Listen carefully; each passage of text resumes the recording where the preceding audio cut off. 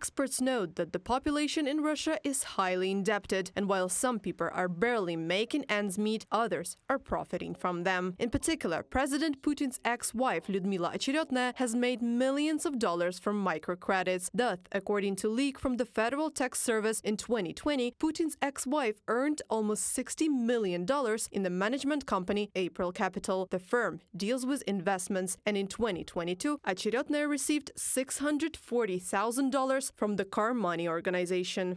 This is stated in the auditor's report to the financial statements. The payments were made through the owner of the microfinance organization. It is a Cypriot offshore Car Money, CY Ltd. It is controlled by the company Meridian, 99% of which belongs to the former wife of the Russian president. From the publication in We Can Explain.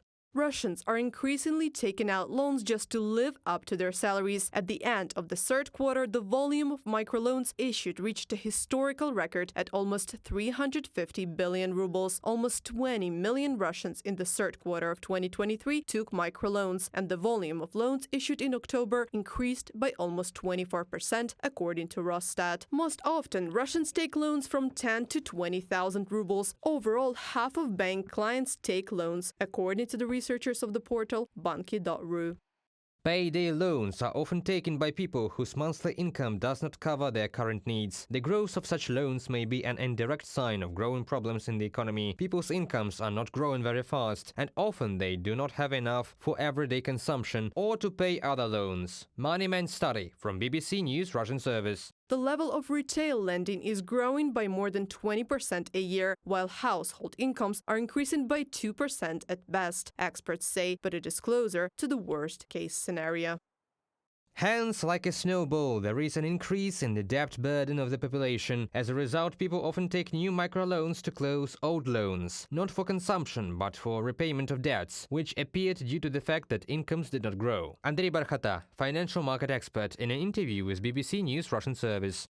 According to statistics, 40% of Russian borrowers' monthly income is spent on servicing loans and mortgages. So in essence, a microloan is an inevitable reality for every second Russian.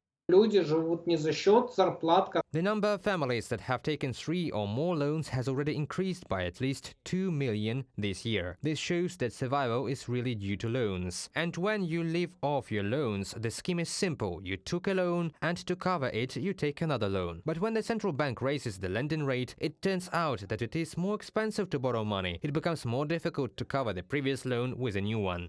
Besides, it is easier to get a microloan. It is enough to provide your passport and your personal consent. At the same time, the level of consumption is also growing, analysts say. People think that now it is the time when it is profitable to buy, and soon inflation will eat up incomes. Pavel Samyev, director of the Business Drum Analytical Center, in an interview with BBC News Russian service.